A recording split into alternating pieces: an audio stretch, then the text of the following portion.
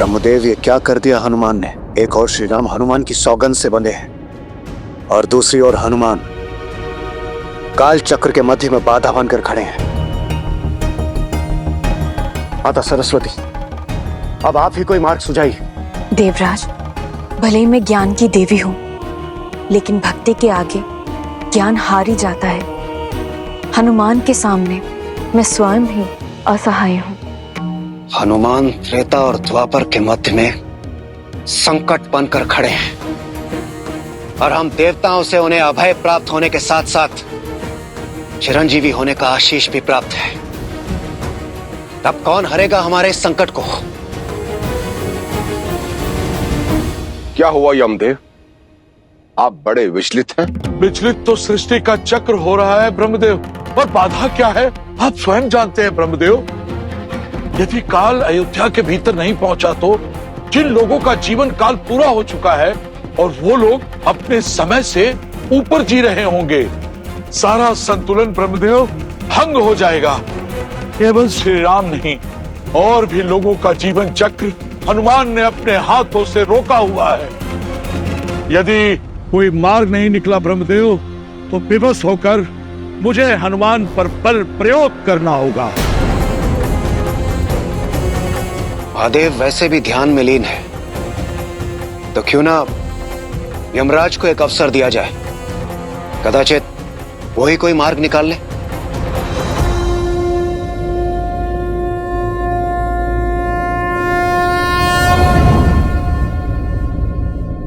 हनुमान अपने हट पर अड़े हुए हैं, तो हमें भी अपने कर्म पर टिके रहना चाहिए। अनुमति है यमदेव? तो आज अयोध्या में काल प्रवेश करके रहेगा। मैं अपने सर्वश्रेष्ठ यमदूत को अयोध्या भेजूंगा।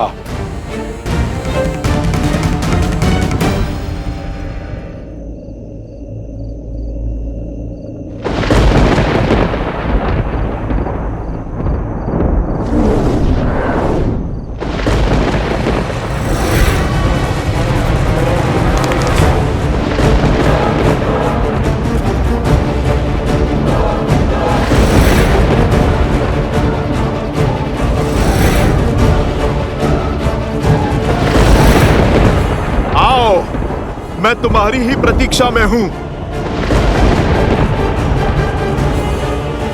लगता है पूरी सेना भेजी है यमराज ने। तुम नहीं जानते, इस हनुमान के पास ऐसा अस्त्र है जो इस पूरे संसार पे भारी है। वो है मेरे प्रभु की भक्ति। श्री राम, श्री राम, श्री राम। सावधान! आभास था मुझे कि अयोध्या में कुछ ठीक नहीं घट रहा है, इसलिए मैं सज्ज हूं स्वागत के लिए। मैं तुम्हें चेतावनी देता हूं, वहीं पर रुक जाओ। अयोध्या पे आया संकट कहीं ना कहीं मेरे प्रभु पर है, और यदि मेरे प्रभु पर कोई भी संकट आता है तो फिर तुम सब मेरे शत्रु हो। फिर मैं तुम्हारे साथ वही करूंगा जो एक शत्रु के साथ किया जाता है।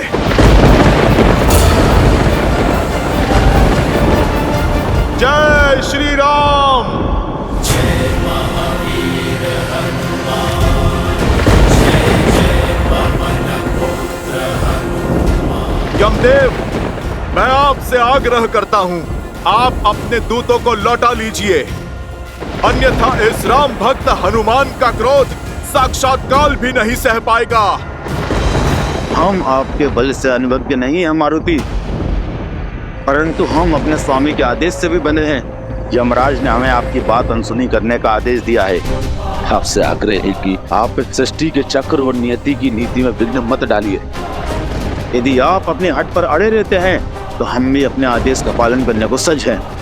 तो फिर ठीक है, धर्म युद्ध का अनुभव है मुझे। तुम अपना धर्म निभाओ और मैं अपना। जय श्री राम। अंजनी कुमार बलवंता शंकर सुवन वीर हनुमंता मदन कराल काल गुणगालक राम सहाय सदा प्रतिपालक भूत प्रेत पिशाच निशाचर अग्नि पाताल काल मारी मर्दन मारो कोई सकल राम की राखुनाथ। अयोध्या पर संकट लाओगे, मेरे प्रभु श्री राम को विचलित करोगे इस हनुमान के रहते। देखिए जगत पिता, देखिए क्या हो रहा है। क्षमा करें किंतु ये सब कुछ आप ही के कारण हो रहा है। आप किसी को भी कोई भी वरदान दे देते हैं। देखिए, एक वानर को शक्तिशाली बनाने का परिणाम यमदूत को अपना काल दिखा रहा है और चला है नियति के चक्र के मध्य एक बाधा बनकर। आपको ज्ञात होगा, आप ही ने दिया था ना वरदान अजय, अमर और चिरंजीवी होने का। अब वो आप ही के वरदान का दुरुपयोग कर रहा है और हम यहां विवश खड़े हैं, कुछ नहीं कर पा रहे। परंतु उनके पल के आगे झुककर हम अपना उत्तरदायित्व भी नहीं भूल सकते न इंद्रदेव। सृष्टि का नियम ना टूटे, इसलिए मुझे स्वयं हनुमान के समक्ष जाना होगा।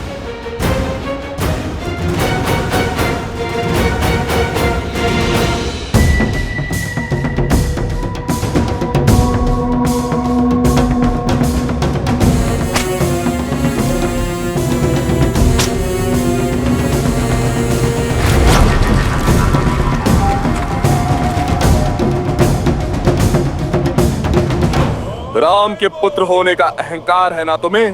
जानते हो मैं किसका पुत्र हूँ? महान कुंभकर्ण का।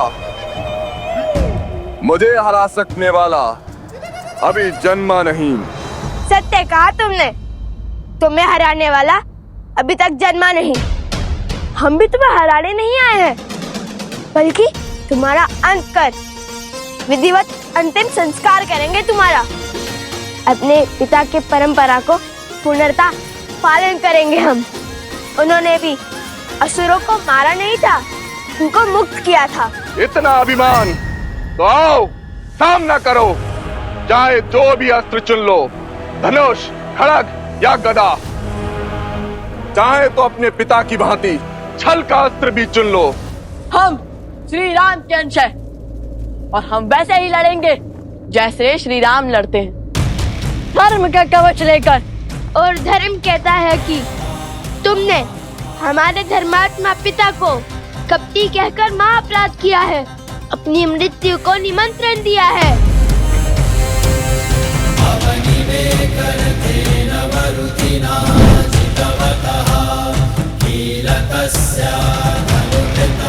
तुम्हें लगता है कि हमारे पिता छल और कपट से जीते थे? तो ठीक है, हम सिद्ध करेंगे कि श्री राम के रक्त में कपट नहीं। आज युद्ध बराबरी का होगा और हम भी वही अस्त्र उठाएंगे जिसमें तुम्हें महारत प्राप्त होगी। आज हम तुम्हारे नियमों से लड़ेंगे और उसी से तुम्हारा अंत करेंगे।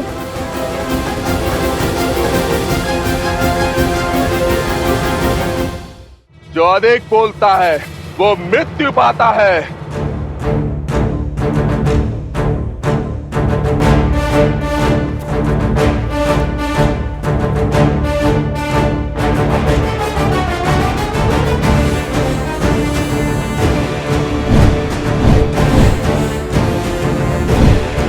कुश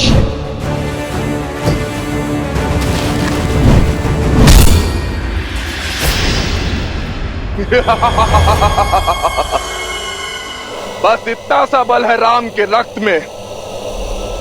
अब देखो और कुंभकर्ण के रक्त का बल। कुश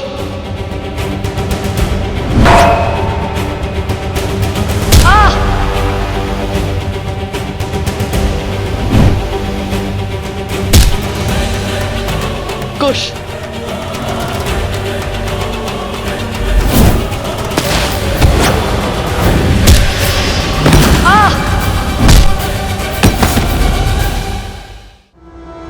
कुश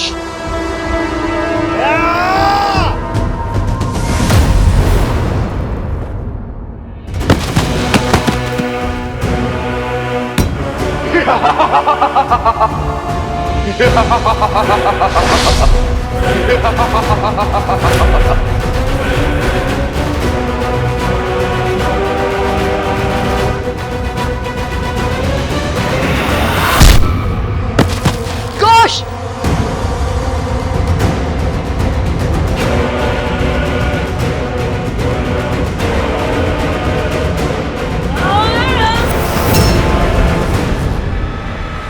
राम भैया